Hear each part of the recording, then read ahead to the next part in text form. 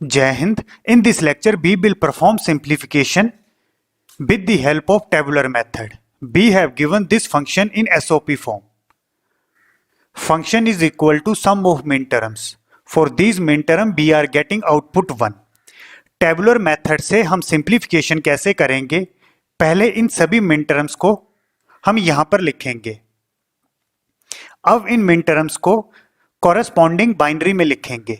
1 को बाइनरी में 0001 लिखते हैं, 2 को बाइनरी में 0010 लिखते हैं, 3 को बाइनरी में 0011 लिखते हैं।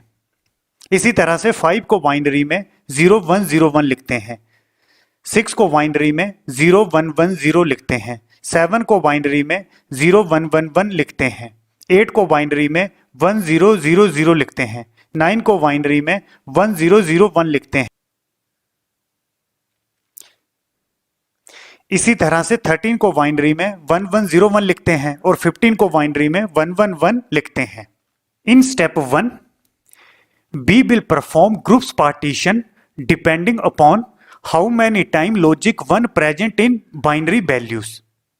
For example, यहां पर मैंने ग्रुप 1 लिखा है। ग्रुप 1 में मैं वो मिन टर्म लिखूंगा जहां पर लॉजिक 1 टाइम्स है। For example M1 min term में लॉजिक 1 टाइम्स है। इसी तरह से M2 मिन टर्म में लॉजिक 1 टाइम्स है, तो यहां पर M2 मिन टर्म लिखेंगे। इसी तरह से M8 मिन टर्म में लॉजिक 1 टाइम्स है, तो यहां पर M8 लिखेंगे।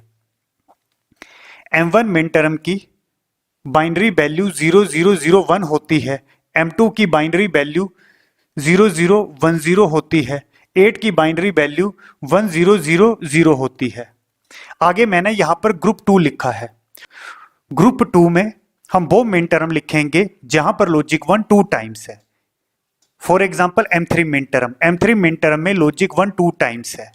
M5 मिन टर्म में लॉजिक 1 2 टाइम्स है। M6 मिन टर्म में लॉजिक 1 2 टाइम्स है। M9 मिन टर्म में लॉजिक 1 2 टाइम्स है। इसी तरह से M12 मिन टर्म में लॉजिक 1 2 टाइम्स है। These are the binary values corresponding for these min terms. This is group 3 partition. There are two min terms M7 and M13. M7 में logic 1 3 times है।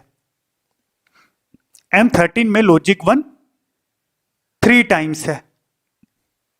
Last is group 4 partition.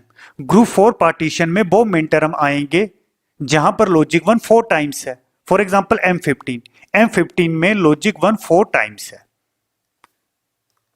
In step 1 there are 3 columns: groups, min terms and corresponding binary values for min terms. In step 1 you have to perform partition in such a way that how many times logic 1 is present in binary values. This is step 2. Step 2 is consisting of groups, pairs and first reduction. Step 2 में हम different pair के combination लेंगे। दो min term आपस में pair कब बनाएंगे? जब उनमें आपस में एक बिट का चेंज होगा। स्टेप 2 को हम स्टेप 1 की हेल्प से बनाएंगे। ग्रुप 1 के मिन टर्म्स का हम ग्रुप 2 के मिन टर्म्स के साथ कंपैरिजन करेंगे। इसी तरह से ग्रुप 2 के मिन टर्म्स का हम ग्रुप 3 के मिन टर्म्स के साथ कंपैरिजन करेंगे and so on. That is we will compare the min terms of n groups with n+1 group. जैसे यहां पर मैंने लिखा ग्रुप 1, इसका क्या मतलब है? ग्रुप 1 के मिन टर्म्स का हम ग्रुप 2 के मिन टर्म्स के साथ कंपैरिजन करेंगे। फॉर एग्जाम्पल पहले मैं M1 का M3, M5, M6, M9 और M12 के साथ कंपैरिजन करूंगा। इसी तरह से 2 का हम ग्रुप 2 के मिन टर्म्स के साथ कंपैरिजन करेंगे। इसी तरह से M8 मिन टर्म का हम ग्रुप 2 के मिन टर्म्स के साथ कंपैरिजन करेंगे। 2 मिन टर्म्स आपस में पेयर कब बनाएंगे? जब आपस में एक बिट का चेंज होगा। ऑलरेडी मैं टेबल कंप्लीट कर चुका हूं। पहले हम M1 के लिए देखेंगे। M1 और M3 आपस में मिलके पेयर बनाएंगे। पेयर क्यों बनेगा? आपस में एक बिट का चेंज है। 0 to 0 same, 0 to 0 same, 0 to 1 एक बिट का चेंज, 1 to 1 सेम। 0 to 1 एक बिट का चेंज है, यहां पर अंडरस्कोर लिखा है, जो सेम है उसको एज इट इज यहां पर लिखा है 001। इसी तरह से M1 और M5 भी आपस में पेयर बनाएंगे, इनमें एक बिट का चेंज है, 0 to 0 सेम, 0 to 1 एक बिट का चेंज, इसीलिए यहां पर अंडरस्कोर लिखा है। 0 to 0 सेम, 1 to 1 सेम, तो यहां पर 01 लिखा है। M1 और M9 भी आपस में पेयर बनाएंगे, इनमें भी आपस में एक बिट का चेंज है। अब देख सकते हो 0 to 1 एक बिट का चेंज, इसलिए यहां पर अंडरस्कोर लिखा है। 0 to 0 same, 0 to 0 same, 1 to 1 same, that is 001।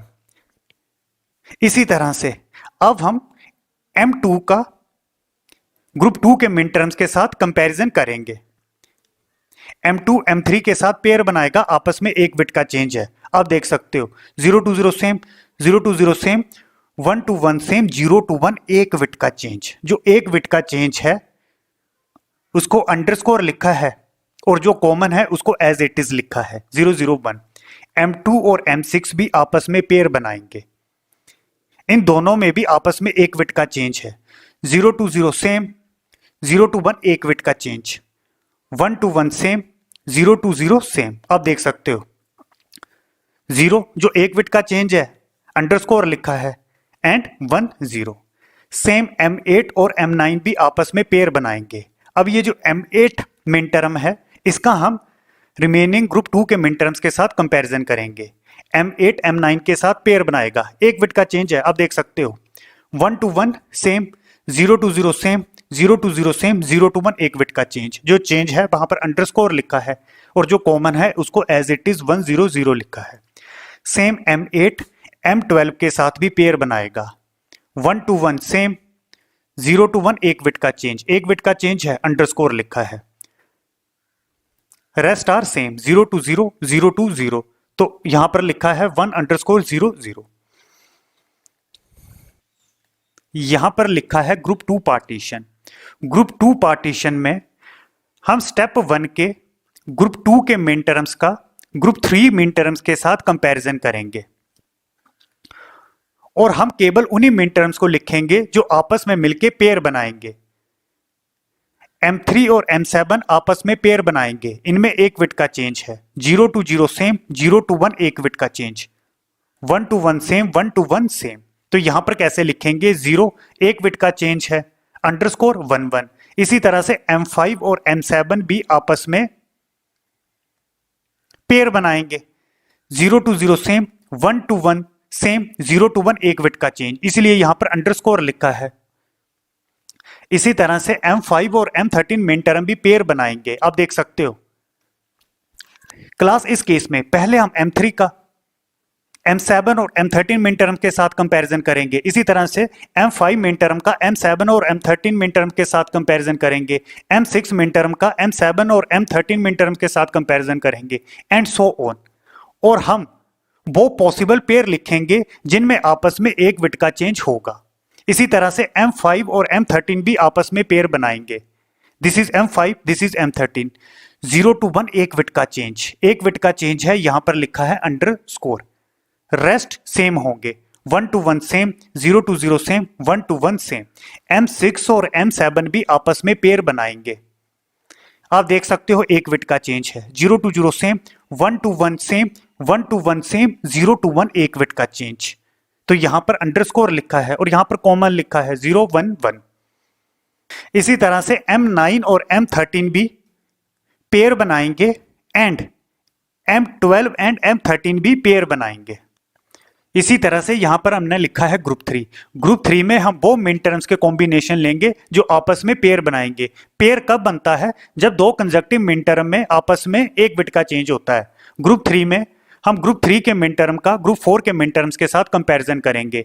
M7 और M15 आपस में पेयर बनाएंगे, एक बिट का चेंज है, 0 to 1 एक बिट का change, rest are same, 1 to 1, 1 to 1, 1 to 1, 0 to 1 एक बिट का चेंज, यहां पर अंडरस्कोर लिखा, rest all are 1। Next is M13 और M15 भी आपस में पेयर बनाएंगे, 1 to 1 same, 1 to 1 same, 0 to 1 एक बिट का चेंज, एक बिट का चेंज है, यहां पर अंडरस्कोर लिखा, रेस्ट आर कॉमन 1 1 1। अब हम जो मेन टर्म्स पेयर में यूज हो रहे हैं उसके सामने लगाएंगे टिक, और जो मेन टर्म यूज नहीं होंगे उसके सामने क्रॉस लगाएंगे। जैसे ये m1 मेन टर्म है, ये पेयर में यूज हो रहा है तो इसके सामने लगाएंगे टिक। इसी तरह से m2 मेन टर्म, ये भी पेयर में यूज हुआ है, यहां पर टिक लगाएंगे। m8 मेन टर्म, ये भी पेयर में यूज हुआ है। m3 मेन टर्म, ये भी पेयर में यूज हुआ है, टिक लगाएंगे। m5 मेन टर्म, ये भी यूज हुआ है, टिक लगाएंगे। m6 मेन टर्म, ये भी यूज हुआ है, टिक लगाएंगे। m9 मेन टर्म, ये भी पेयर में यूज हुआ है, टिक लगाएंगे। m12 मेन टर्म, ये भी पेयर में यूज हुआ है, टिक लगाएंगे। m7 मेन टर्म, ये भी पेयर में यूज हुआ है। m13 मेन टर्म, अगेन ये भी यूज हुआ है। m15 मेन टर्म, ये भी पेयर में यूज हुआ है, इसके सामने टिक लगाएंगे। अगर क्लास कोई मेन टर्म पेयर में यूज नहीं होता तब उसके सामने बाय डिफॉल्ट हम क्रॉस लगाते। अब यहां पर मैंने फर्स्ट रिडक्शन क्यों लिखा है? एक्चुअल में टेबुलर मेथड से हम सिंप्लीफिकेशन करते हैं। अगर मैं स्टेप 1 में देखता, यहां पर जो बाइनरी इक्विवेलेंट था उसमें चारों के चारों वेरिएबल प्रेजेंट थे। For example 001 0010 1000। इसी तरह से स्टेप 2 में क्या हो रहा है, केवल 3 ही वेरिएबल प्रेजेंट है। जैसे आप देख सकते हो 1 variable, second variable, third variable. जो फोर्थ वेरिएबल है उसमें 1 बिट का चेंज हुआ है, इसको आंसर में नहीं लिखते। एक्चुअल में ये अंडरस्कोर क्या बताता है कि 1 बिट का चेंज हुआ है। तो टोटल यहां पर जो बाइनरी रिप्रेजेंटेशन हुई है उसमें केवल 3 ही वेरिएबल है। आप देख सकते हो यहां पर 1 बिट का चेंज है, इसको आंसर में नहीं लिखते। These are 3 variable. तो सिंपली जो स्टेप 2 में बाइनरी रिप्रेजेंटेशन है, it is consisting of only 3 variable.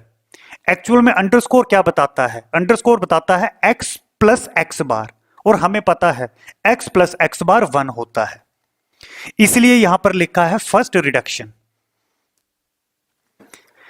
There is another shortcut for pair combination. Actual में के मैप में हम लॉजिक 1 के लिए डिफरेंट ग्रुप्स बनाते हैं, और कौन कौन से हम ग्रुप बनाते हैं? That is 2 to the power k। k की वैल्यू 0 1 2 3 एंड सो ऑन होती है। फॉर एग्जाम्पल अगर 0 लेता हूं 2 टू द पावर 0 1, 1 लेते हैं 2 टू द पावर 1 2, 2 लेते हैं 2 टू द पावर 2 4, 3 लेते हैं 2 to the power 3 8 and so on.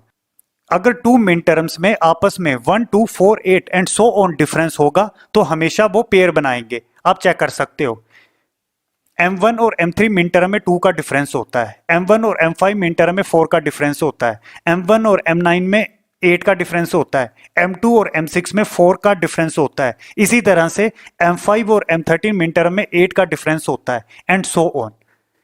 If there is a difference of 1 to 4 and so on between 2 main terms, then those main terms will always form pair. Step 3 में हम group 1 के pairs का group 2 के pairs के साथ comparison करेंगे। इसी तरह से ग्रुप 2 के पेयर्स का हम ग्रुप 3 के पेयर्स के साथ कॉम्बिनेशन करेंगे। क्वार्ट्स कब बनता है? जब 2 कंडीशन सेटिस्फाई होनी चाहिए।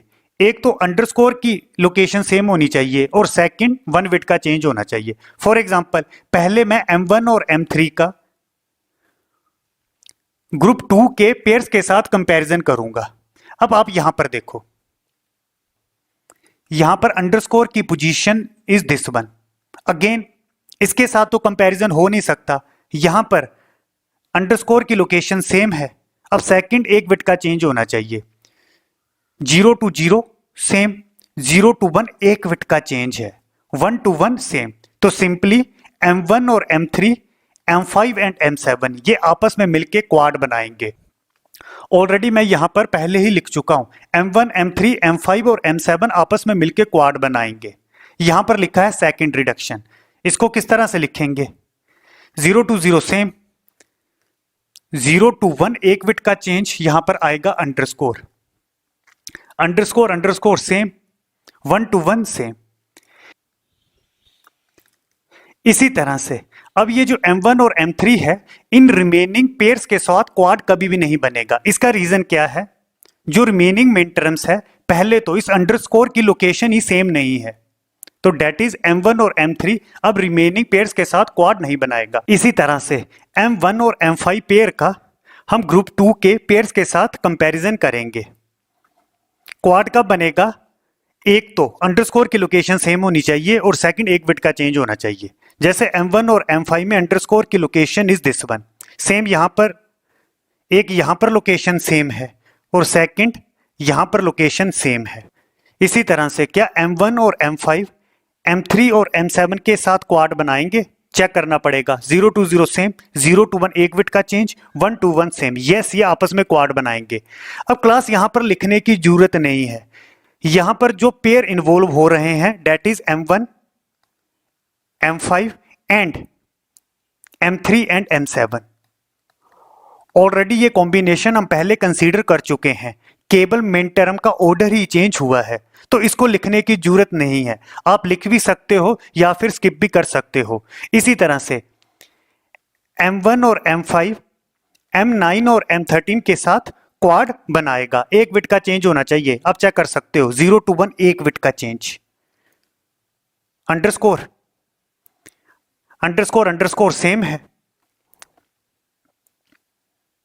Again 0 to 0 same, 1 to 1 same. इसी तरह से M2 M3 M6 और M7 भी आपस में क्वाड बनाएंगे। M2 and M3 and rest is M6 and M7। Two condition satisfy होनी चाहिए। तो अंडरस्कोर की लोकेशन तो सेम है, सेकंड एक बिट का चेंज होना चाहिए। 0 to 0 सेम, 0 to 1 एक बिट का चेंज, 1 to 1 सेम। 0 to 1 एक बिट का चेंज है, यहां पर लिखेंगे अंडरस्कोर अंडरस्कोर। अगेन यहां पर 0 1 कांस्टेंट है। इसी तरह से M8 और M9 pair M12 M13 pair के साथ क्वाड बनाएगा।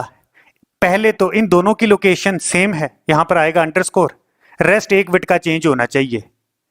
1 to 1 सेम, 0 to 1 एक बिट का change underscore, 0 to 0 same. Same यहां पर ग्रुप 2 पार्टीशन लिखेंगे।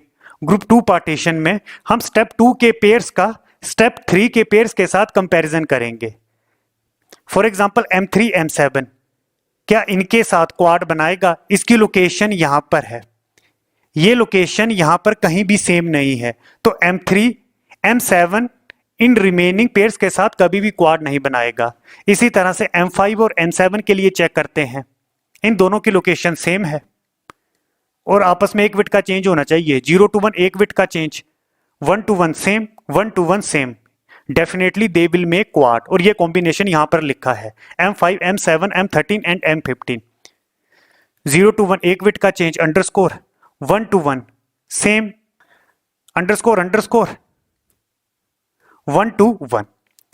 इसी तरह से M5 M13 यहां पर अंडरस्कोर की location is this one, same यहां पर भी लोकेशन दिस वन। क्या ये आपस में क्वाड बनाएंगे? ऑलरेडी ये कॉम्बिनेशन हम ले चुके हैं, M5 M13 M7 and M15 यहां पर कवर हो चुके हैं। इसी तरह से आप बाकी चेक कर सकते हो, आगे कोई भी क्वाड नहीं बनेगा। स्टेप 3 में हमने ऑल पॉसिबल क्वाड्स के कॉम्बिनेशन लिखे हैं। अब स्टेप 2 के जो पेयर्स क्वाड्स में यूज हो रहे हैं उनके सामने हम टिक लगाएंगे। जैसे M1 और M3 पेयर क्वाड में यूज हुआ है, M1 और M3 पेयर क्वाड में यूज हुआ है, इसके सामने टिक लगाएंगे। M1 और M5 यहां पर यूज हुआ है, टिक लगाएंगे। M1 और M9 यहां पर यूज हुआ है तो इसके सामने भी टिक लगाएंगे। आपको क्या याद रखना है, जैसे ये M1 और M9 पेयर है, ये सेम क्वाड में यूज होना चाहिए। ऑर्डर आगे पीछे हो सकता है, यहां पर लिखा है M1 और M9, यहां पर M1 है, M9 यहां पर लिखा है, ये ऑर्डर आगे पीछे हो सकता है। सेम क्वाड होना चाहिए, क्वाड अलग अलग नहीं होने चाहिए। मतलब अगर M1 यहां पर है तो M9 इस क्वाड में होना चाहिए, आगे पीछे नहीं होना चाहिए। फॉर एग्जाम्पल यहां पर नहीं होना चाहिए, यहां पर नहीं होना चाहिए, तब हम टिक नहीं लगाएंगे। जैसे इस केस में सेम क्वाड में यूज हुआ है, टिक लगाएंगे। M2 एंड M3 यूज हुआ है, टिक लगाएंगे। M2 M6 यूज हुआ है, टिक लगाएंगे। M8 M9 टिक लगाएंगे, M8 M12 M8 M12 use हुआ है, M2 एंड M3 टिक लगाएंगे, M5 M7 यहां पर यूज हुआ है, टिक लगाएंगे। फॉर एग्जाम्पल यहां पर लिखा है M5 पर यहां पर M7 नहीं है, ऐसा नहीं लेना है कि M5 यहां पर है M7 यहां पर है तो टिक लगा लेंगे, सेम क्वाड में यूज होना चाहिए M5 एंड M7। इसी तरह से M5 एंड 13 ये भी यूज हुआ है, M6 एंड M7 ये भी यूज हुआ है, टिक लगाएंगे। M9 एंड M13 ये भी यूज हुआ है, M12 M13 ये भी यूज हुआ है, and last M7 and M15 ये भी यूज हुआ है, M13 एंड M15 ये भी यूज हुआ है, टिक लगाएंगे। अगर कोई पेयर क्वाड में यूज नहीं होता तो उसके सामने हमने क्रॉस लगाना था। This is second reduction. इसको सेकंड रिडक्शन क्यों बोला? यहां पर बाइनरी रिप्रेजेंटेशन में दो ही वेरिएबल हैं, जैसे मैं इसको कंसीडर करता हूं ए और डी ही वेरिएबल हैं, बीसी में चेंज हुआ है तो इसको आंसर में नहीं लिखते। सेम अगर मैं किसी भी बाइनरी रिप्रेजेंटेशन को देखता हूं तो केवल दो ही वेरिएबल हैं, जैसे इस केस में 1 वेरिएबल है, ये जो 2 अंडरस्कोर है ये चेंज हुआ है, इसको आंसर में नहीं लिखते, इसलिए इसको सेकंड रिडक्शन बोला। This is a first reduction. यहां पर बाइनरी रिप्रेजेंटेशन में केवल 3 ही वेरिएबल हैं और यहां पर बाइनरी रिप्रेजेंटेशन में 2 ही वेरिएबल हैं। सेम स्टेप 4 में हम डिफरेंट ऑक्टल के कॉम्बिनेशन देखेंगे। ऑक्टल कब बनेगा? जब 2 क्वाड्स में पहले तो 2 अंडरस्कोर की लोकेशन सेम होनी चाहिए और सेकंड एक बिट का चेंज होना चाहिए। इस क्वेश्चन में कोई भी ऑक्टल नहीं बनेगा, आप चेक कर सकते हो। ऑक्टल के केस में हम स्टेप 3 में ग्रुप 1 के क्वाड्स का ग्रुप 2 के क्वाड के साथ कंपैरिजन करेंगे। जैसे इस केस में इस क्वाड में जो अंडरस्कोर की लोकेशन है that is this one, same location यहां पर कहीं भी नहीं मिलेगी। इसका क्या मतलब है? यहां पर 2 क्वाड्स आपस में कभी भी ऑक्टल नहीं बनाएंगे। ऑक्टल के लिए कंडीशन क्या होनी चाहिए? 2 अंडरस्कोर की लोकेशन सेम होनी चाहिए और सेकंड में एक बिट का चेंज होना चाहिए। अब यहां पर ऑक्टल नहीं बनेगा तो क्वेश्चन यहीं पर ही रोक देना है। अगर यहां पर ऑक्टल बनते तो जो क्वाड्स ऑक्टल में यूज होते उनके सामने हम टिक लगाते और जो यूज नहीं होते उसके सामने क्रॉस लगाते। अब यहां पर ऑक्टल नहीं बना है तो क्वेश्चन यहीं पर ही रोक देना है। Now we will write prime implicant. 0 को लिखेंगे ए बार, 1 को लिखेंगे डी। सेम इसके लिए 0 को लिखेंगे सी बार, 1 को लिखेंगे D. This is second prime implicant. 0 को लिखेंगे ए बार, 1 को लिखेंगे सी, 1 को लिखेंगे ए, 0 को लिखेंगे C bar. Same this is B D. These 5 are prime implicant. इसी तरह से यहां पर हमने टिक लगाई है। अगर यहां पर कोई क्रॉस होता तो उस क्रॉस के लिए हम प्राइम इम्प्लीकेंट लिखते, मतलब वो क्रॉस भी प्राइम इम्प्लीकेंट होता। तो there are 5 prime implicant, 1 2 3 4 5। Now we will write prime implicant table. इस क्वेश्चन में हमने 5 प्राइम इम्प्लीकेंट कैलकुलेट किए हैं, ए bar D, C bar D, इसी तरह से बी डी। इसको मैंने यहां पर लिखा है A bar D, C bar D and B D. Next is min term involve. इसका क्या मतलब है? These are the prime implicant. इस प्राइम इम्प्लीकेंट के लिए जो मिन टर्म इन्वॉल्व है 1 3 5 7, इसी तरह से इसके लिए जो इन्वॉल्व है 1 5 9 13, एंड सेम बी डी के लिए जो इन्वॉल्व है 5 7 13 15। सेम यहां पर जो मिन टर्म्स इन्वॉल्व हो रहे हैं वो यहां पर लिख लिए हैं। We have given this question. इस क्वेश्चन के लिए हमें सिंप्लीफिकेशन करनी थी। क्वेश्चन में हमें ये मिन टर्म्स दिए थे, यहां पर सारे के सारे मिन टर्म्स लिखने हैं जो क्वेश्चन में दिए हैं 1 2 3 5 6 7 8 9 12 13 15। अब प्राइम इम्प्लीकेंट ए वार डी के लिए जो मिन टर्म इन्वॉल्व हो रहे हैं दैट इज 1 3 5 7। तो 1 के सामने क्रॉस लगाएंगे, 3 के सामने, 5 के सामने एंड 7 के सामने। इसी तरह से फॉर सी वार डी जो मिन टर्म इन्वॉल्व हो रहे हैं 1 5 9 13। फॉर ए वार सी जो मिन टर्म इन्वॉल्व हुए हैं 2 3 6 7। ए सी बार के लिए जो मिन टर्म इन्वॉल्व हुए हैं 8 9 12 13 and last B D prime implicant के लिए जो मिन टर्म इन्वॉल्व हुए हैं 5 7 13 15। 5 7 13 एंड 15। इस क्वेश्चन में 5 प्राइम इम्प्लीकेंट्स हैं। अब कौन से असेंशियल प्राइम इम्प्लीकेंट्स होंगे, इसके लिए कंडीशन क्या होती है, जिस कॉलम में सिंगल क्रॉस होगा उसको हमने सर्कल लगाना है। For example this is A 2 column, single cross है, सर्कल लगाना है। This is also a single cross, circle लगाना है। इसी तरह से ये जो कॉलम है इसमें सिंगल क्रॉस है, सर्कल लगाना है। अब जो सर्कल के सामने प्राइम इम्प्लीकेंट है, this is A essential prime implicant, this is A first essential prime implicant, ये भी सर्कल लगाया है। This is second essential prime implicant, ये भी सर्कल लगाया है। This is A third essential prime implicant. अब हम आंसर कैसे लिखेंगे? के मैप की सिंप्लीफिकेशन में जो असेंशियल प्राइम इम्प्लीकेंट होता है वो हमेशा आंसर में अवेलेबल होता है। तो इस क्वेश्चन में 3 असेंशियल प्राइम इम्प्लीकेंट हैं, that is A bar C plus A C bar plus B D. अब आंसर कैसे लिखेंगे? Reduce expression. के मैप में क्या होता था, हम लॉजिक 1 के लिए डिफरेंट लार्जेस्ट पॉसिबल कॉम्बिनेशन बनाने की ट्राई करते हैं। इस क्वेश्चन में टोटल 5 प्राइम इम्प्लीकेंट्स हैं। There are 3 essential prime implicants, जिसको हमने यहां पर लिख दिया है। अब इन 3 असेंशियल प्राइम इम्प्लीकेंट्स में कौन कौन से मिन टर्म इन्वॉल्व हो रहे हैं? 2 3 6 7, ये हमें क्वेश्चन दिया है, 2 3 6 7। इसी तरह से इस असेंशियल प्राइम इम्प्लीकेंट में 8 9 12 13 8 9 12 13 मिन टर्म इन्वॉल्व हो रहे हैं। इसमें 5 7 13 15, 5 7 13 15। अब केवल 1 मिन टर्म बचा हुआ है, आंसर कैसे लिखेंगे? अब हमारे पास 2 चॉइसेस हैं। इस प्राइम इम्प्लीकेंट को भी हम आंसर में लिख सकते हैं या फिर इस प्राइम इम्प्लीकेंट को भी आंसर में लिख सकते हैं। रीजन क्या है? इसमें भी 1 मिन टर्म प्रेजेंट है, इसमें भी 1 मिन टर्म प्रेजेंट है। अब मिनिमाइजेशन कैसे करते हैं? हम रिड्यूस एक्सप्रेशन लिखने की ट्राई करते हैं।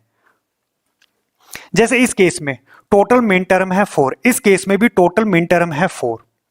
तो एक्चुअल में यहां भी हम डिफरेंशिएट नहीं कर सकते।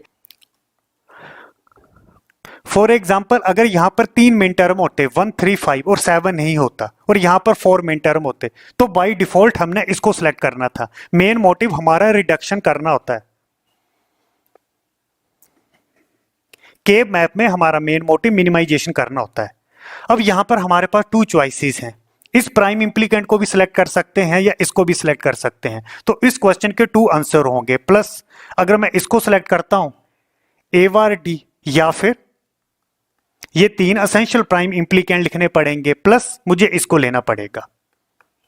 तो एक्चुअल में इस क्वेश्चन में टोटल प्राइम इम्प्लीकेंट है 5, टोटल असेंशियल प्राइम इम्प्लीकेंट है 3, और ये जो रिमेनिंग प्राइम इम्प्लीकेंट है यहां पर जो हमें चॉइस मिल रही है, basically these are the selective prime implicant.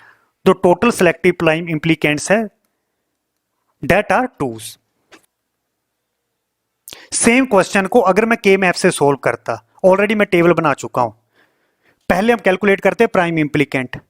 Prime implicant क्या होते हैं? All largest maximum possible groups are known as prime implicant. सारे के सारे मैक्सिमम पॉसिबल ग्रुप हमें कंसीडर करने होते हैं।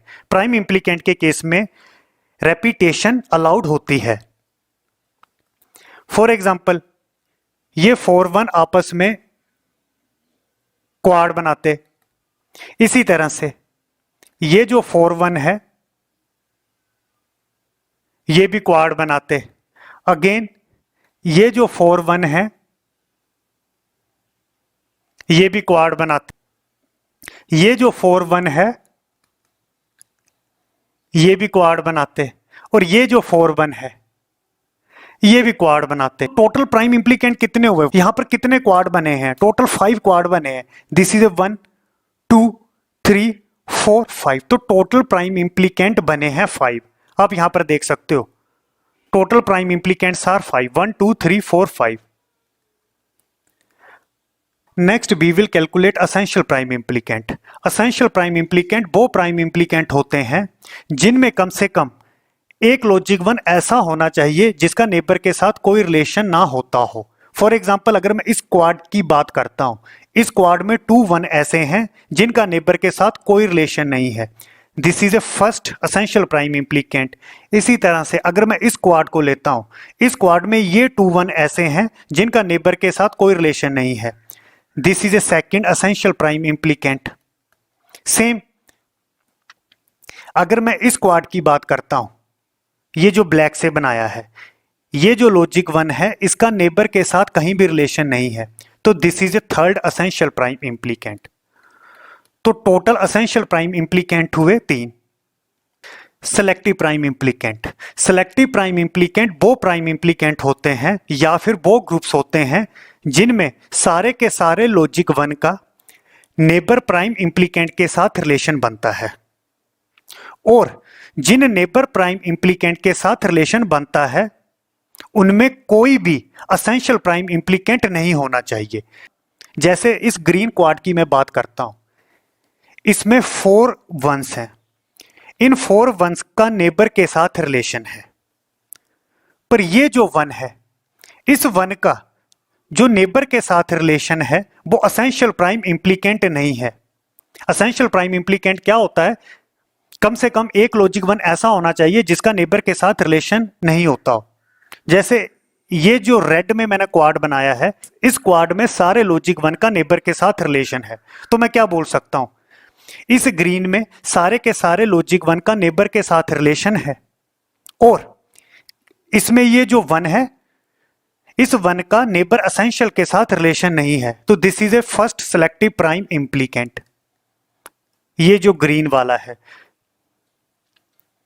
इसी तरह से ये जो रेड क्वाड है, this is also a selective prime implicant. ये सेलेक्टिव प्राइम इम्प्लीकेंट क्यों हुआ? पहले तो इसमें 4 1 है, सभी 4 1 का नेबर प्राइम इम्प्लीकेंट के साथ रिलेशन है, और ये जो 2 1 है, या सिंपली ये जो 1 है, इसका जो नेबर प्राइम इम्प्लीकेंट के साथ रिलेशन है वो असेंशियल प्राइम इम्प्लीकेंट नहीं है, तो this is a second selective prime implicant. तो total there are 2 selective prime implicant. अगर के मैप से हम आंसर लिखते तो इन 2 सेलेक्टिव प्राइम इम्प्लीकेंट में एट ए टाइम ए को हमने आंसर में लिखना होता है। इसी तरह से इस क्वेश्चन में there are 3 essential prime implicant, there are 2 selective prime implicant, और जो टोटल प्राइम इम्प्लीकेंट हैं डेट आर 5।